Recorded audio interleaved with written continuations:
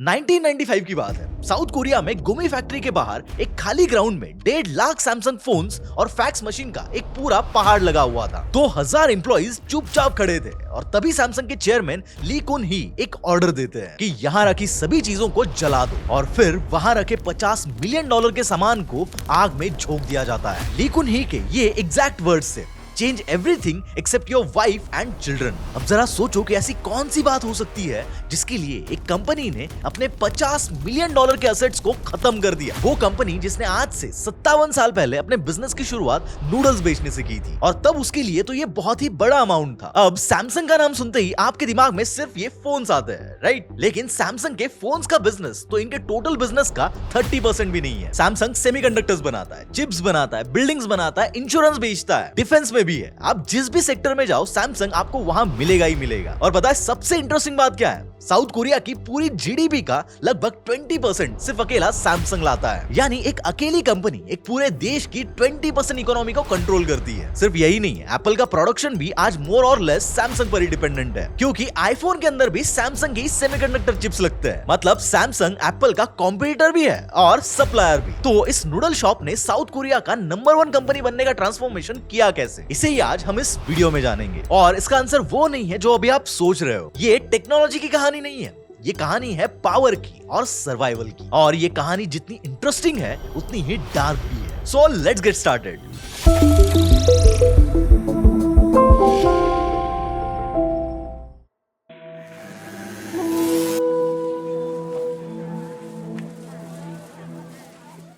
साल है 1910 और इस साल दो चीजें होती है। पहली, जापान कोरिया को कॉलोनाइज कर लेता है और दूसरी बात, इसी साल ली ब्योंग चुल नाम का एक बच्चा पैदा होता है जो कि फ्यूचर में जाकर सैमसंग का पूरा एम्पायर खड़ा करने वाला था। मतलब ली का पूरा बचपन एक गुलाम देश में गुजरता है। कोरियन लोगों को अपने ही देश में सेकंड क्लास सिटीजन माना जाता था, जैसे कि most of the colonise country में ऑलरेडी हो रहा था। और पूरे कोरिया के कैपिटल और कॉन्ट्रैक्ट से लेकर इंफ्रास्ट्रक्चर तक सबको जापानीज कंपनीज ने ही कंट्रोल करके रखा था। ली के फादर ने उन्हें टोक्यो के यूनिवर्सिटी में इकोनॉमिक्स पढ़ने के लिए भेजा और टोक्यो से लौटने के बाद ली ने 2 बार बिजनेस ट्राई किया, पर वो दोनों बार बिजनेस में फेल हो गए। लेकिन तीसरी बार यानी 1938 में उन्होंने अपने बचे कुछ पैसे लगाकर एक कंपनी बनाई, सैमसंग।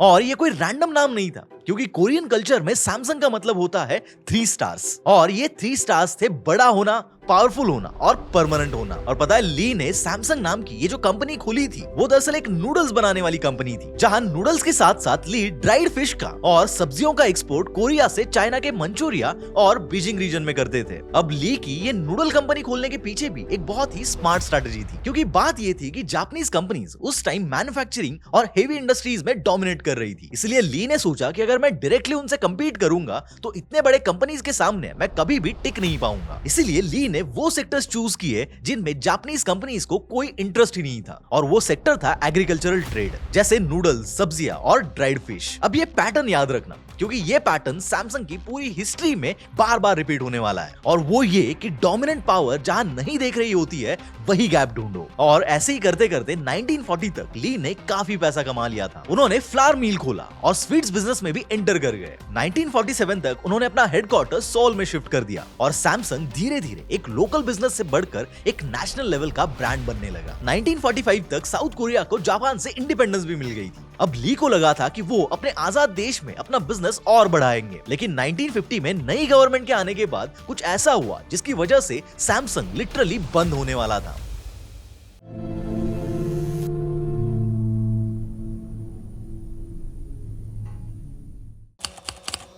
1945 में जब वर्ल्ड वॉर 2 खत्म हुआ तो हारने वाली कंट्रीज में से एक जापान भी था, जिसने सरेंडर कर दिया और 35 साल की गुलामी के बाद कोरिया आजाद हो गया। अब इससे क्या हुआ कि पूरे कोरिया में एक पावर वैक्यूम क्रिएट हो गया। जापानीज कंपनीज कोरिया से चली गई और काफी सारी फैक्ट्रीज एकदम से खाली हो गई। जब काफी लोग कंफ्यूज थे कि अब क्या करें, ली ब्योंग चुल ने इस पावर वैक्यूम का जबरदस्त फायदा उठाया और उन्होंने तुरंत सैमसंग ट्रेडिंग कॉर्पोरेशन लॉन्च कर दी। यानी इंडिपेंडेंट कंट्रीज में जो भी अपॉर्चुनिटीज मिल रही थी, ली ने उन्हें दोनों हाथों से पकड़ लिया। लेकिन उनकी ये खुशी ज्यादा दिन तक टिक नहीं पाई, क्योंकि 1950 में कोरियन वॉर शुरू हो जाता है। तो कोरिया जो पहले एक ही देश था, वर्ल्ड वॉर 2 के बाद इसे 2 हिस्सों में बांट दिया गया, जहां नॉर्थ कोरिया में कम्युनिस्ट गवर्नमेंट आ जाती है जिसे सोवियत यूनियन यानी रशिया सपोर्ट कर रही थी, और साउथ कोरिया में डेमोक्रेटिक गवर्नमेंट थी जिसे अमेरिका का फुल सपोर्ट था। और इन दोनों के बीच थी ये 38 पैरेलल नाम की एक लाइन। दोनों तरफ के लीडर्स पूरे कोरिया पर अपना पूरा कंट्रोल चाहते थे और इसी टेंशन के बीच 1950 में नॉर्थ कोरिया ने अचानक साउथ कोरिया पर अटैक कर दिया और कुछ ही दिनों में साउथ कोरिया की कैपिटल सोल एकदम से ही अनसेफ जोन बन गया। और ली ब्यूंग चुल, जिन्होंने अपना पूरा बिजनेस कैपिटल सिटी में ही खड़ा किया था, उन्हें अपना पूरा बिजनेस छोड़कर वहां से भागना पड़ा। वो अपनी फैमिली के साथ बुसान नाम की एक जगह पर पहुंच गए, जो उस वक्त साउथ कोरिया की टेम्पररी वॉर टाइम कैपिटल थी। और यहीं से उन्होंने एक बार फिर से अपनी जिंदगी और बिजनेस को दोबारा बिल्कुल जीरो से शुरू किया। लेकिन यहाँ पर एक चीज नोटिस करना कि ली ने वॉर में भी एक अपॉर्चुनिटी ढूंढी। उन्होंने सोचना शुरू किया कि इस वॉर टाइम में साउथ कोरिया को सबसे ज्यादा किस चीज की जरूरत है, और वो थे एकदम बेसिक गुड्स जैसे शुगर, कपड़े वगैरह। ये वो चीजें थी जो हर एक घर में हर एक इंसान को चाहिए थी, इवन वॉर के टाइम पर भी। तो ली ने शुगर रिफाइनरी खोल दी, टेक्सटाइल मिल लगाई। और यहाँ एक बात ध्यान देने वाली है कि ली ने कभी अपनी मर्जी से बिजनेस नहीं बनाया, बल्कि हमेशा मार्केट की डिमांड को समझकर ही नए वेंचर शुरू किए। और यही से सैमसंग का पहला बड़ा ट्रांसफॉर्मेशन हुआ, फ्रॉम नूडल्स टू मैन्युफैक्चरिंग।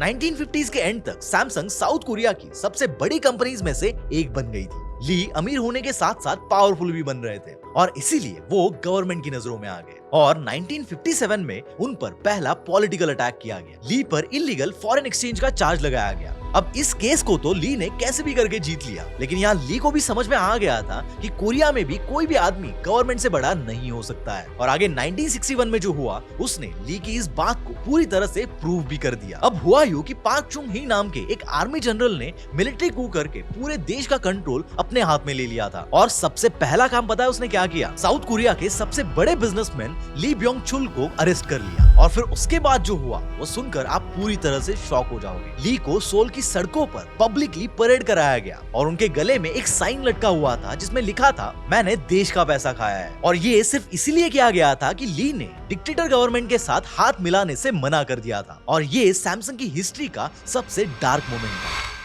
लेकिन यहीं से कहानी और भी ज्यादा इंटरेस्टिंग हो जाती है, क्योंकि जेल के अंदर से ही ली ब्योंग चुल ने डिक्टेटर पार्क को एक लेटर लिखा, पूरे साउथ कोरिया का फ्यूचर बदल दिया। ली ने लिखा था कि अगर आप कोरिया को बनाना चाहते हो तो आपको हमारी जरूरत है, क्योंकि अगर हमें बर्बाद करोगे तो कोरिया को दुनिया के सामने लाने का इकलौता मौका भी खत्म हो जाएगा। अब यहाँ समझने वाली बात यह है कि 1961 में साउथ कोरिया की पर कैपिटा इनकम सिर्फ $79 यानी कि सिर्फ 1700 रुपए के आसपास थी। और पार्क चुंग ही को पता था कि सिर्फ मिलिट्री पावर से देश नहीं चल सकता है, उसे इकोनॉमी चाहिए थी, इंडस्ट्री चाहिए थी, जॉब्स चाहिए थे, और ये सब करने के लिए उसे सैमसंग चाहिए था। और यही से उस टर्म की शुरुआत हुई जो आज भी साउथ कोरियन इकोनॉमी को कंट्रोल करती है, छेबल। यानी सैमसंग जैसे बड़े बिजनेस ग्रुप्स और उनकी फैमिलीज नेशनल डेवलपमेंट प्लान्स में पैसा लगाएंगे और बदले में गवर्नमेंट उन्हें प्रोटेक्टेड मार्केट्स देगी ताकि वो अपना बिजनेस कर सके। उन्हें गवर्नमेंट बैक फॉरेन लोन्स मिलेंगे। तो जेल से बाहर आकर ली ने सैमसंग को सिर्फ एक प्राइवेट कंपनी नहीं रखा, बल्कि उसने सैमसंग को अपने देश का सर्वाइवल टूल बना दिया। सैमसंग का ये positioning south Korean business history का सबसे इंपॉर्टेंट मूव था। इस लेटर ने सिर्फ सैमसंग को नहीं बचाया, बल्कि इसने छेबोल नाम का ये पूरा सिस्टम ही क्रिएट कर दिया। लेकिन ली का सबसे बड़ा गैम्बल तो अभी भी बाकी था, और वो था $100 मिलियन का एक बेट, जिसके बारे में सब कह रहे थे कि ये सैमसंग को खत्म कर देगा।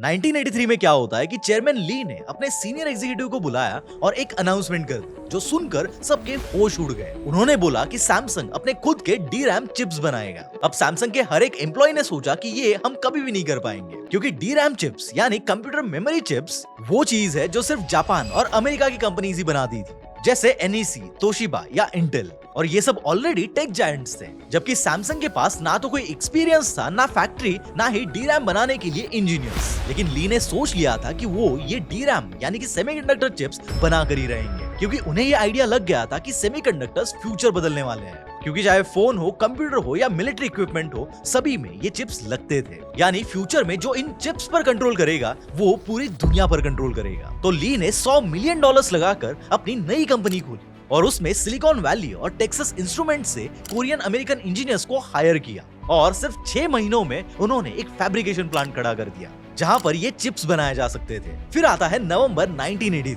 और सैमसंग ने अपना पहला 64K DRAM चिप बनाया, जिसकी क्वालिटी तो उन टॉप कंपनीज के चिप से अच्छी नहीं थी, लेकिन ये चिप अच्छा काम कर रहे थे। अब यहाँ इन चिप्स के मार्केट को समझना बहुत जरूरी है, और तभी आप जान पाओगे कि क्यों इन चिप्स को बनाना सैमसंग का सबसे बेस्ट डिसीजन था। अब देखो, इन चिप्स के प्राइसेस तभी क्रैश होते थे जब पूरी इंडस्ट्री में रिसेशन आती थी, और तब बाकी कंपनीज इनमें इन्वेस्टमेंट करना कम कर देती थी क्योंकि उन्हें फायदा नहीं होता। लेकिन सैमसंग ठीक इसका उल्टा करता था। सैमसंग रिसेशन में और ज्यादा इन्वेस्ट करता था, क्योंकि जब मार्केट रिकवर होता था तो बाकी कंपनीज रीबिल्ड कर रही होती थी, लेकिन सैमसंग ऑलरेडी तैयार होता था और मार्केट कैप्चर कर लेता था। और इसी स्ट्रैटेजी को काउंटर साइक्लिकल स्ट्रैटेजी कहते हैं। जब दुनिया रुक रही थी तब सैमसंग और तेजी से भाग रहा था। एज अ रिजल्ट 1992 तक सैमसंग, NEC, तोशिबा और इंटेल जैसे बिग जायंट्स को पीछे करते हुए दुनिया का नंबर 1 DRAM प्रोड्यूसर बन गया। और आज भी सैमसंग के पास ग्लोबल DRAM मार्केट का लगभग 30 से 35% शेयर है। 1987 में ली ब्योंग चुल यानी सैमसंग के फाउंडर की डेथ हो जाती है और कंपनी के नए चेयरमैन बनते हैं उनके बेटे ली कुन ही।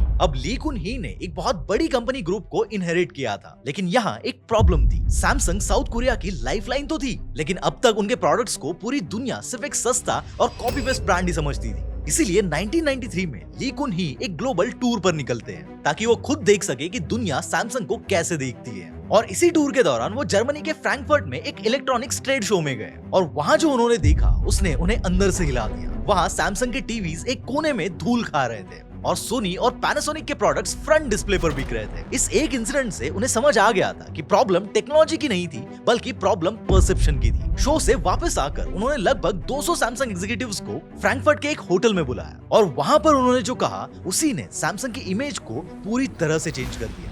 उन्होंने अपने हर एक एम्प्लॉय को बोला कि change everything except your wife and children, और ओपनली ये एक्सेप्ट भी कर लिया कि सैमसंग के प्रोडक्ट्स मीडियोकर है, क्वालिटी एम्बैरेसिंग है और अभी ट्रांसफॉर्म नहीं किया तो कंपनी खत्म हो जाएगी। और उनका अप्रोच सिंपल लेकिन ब्रूटल था। उन्होंने ये ऑर्डर दिया कि कंपनी के एग्जीक्यूटिव्स तो इकोनॉमी क्लास में ट्रैवल करेंगे, लेकिन उनके प्रोडक्ट्स फर्स्ट क्लास में। उनका मैसेज क्लियर था कि कंपनी से ज्यादा इंपॉर्टेंट कोई नहीं है और कंपनी में सबसे इंपॉर्टेंट है प्रोडक्ट। और 1995 में वही हुआ जिसकी बात मैंने वीडियो के शुरू में की थी, यानी उन्होंने अपने $50 मिलियन के फोन्स को जला दिया और पूरा फोकस क्वांटिटी की जगह पर क्वालिटी पर कर दिया। और आगे सिर्फ 10 सालों के अंदर सैमसंग चीप नॉकऑफ ब्रांड से उठकर दुनिया के टॉप ग्लोबल ब्रांड्स में आ गया। सैमसंग ने टेक्नोलॉजी कॉन्कर कर ली, क्वालिटी कॉन्कर कर ली, लेकिन एक चीज थी जो कभी एस्केप नहीं कर पाया और वो था अपनी ही पावर का प्रेशर।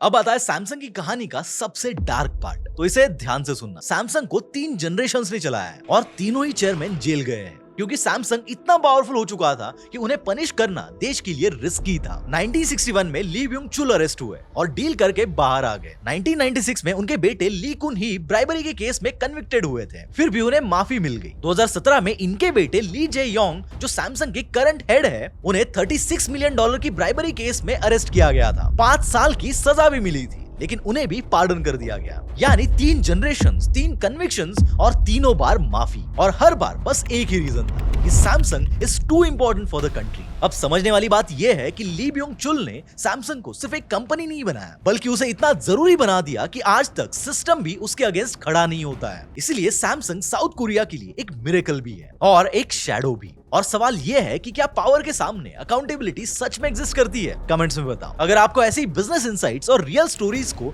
डेप्थ में देखना पसंद है तो सीखो ऐप को एक्सप्लोर करो, सीखो, आगे बढ़ो।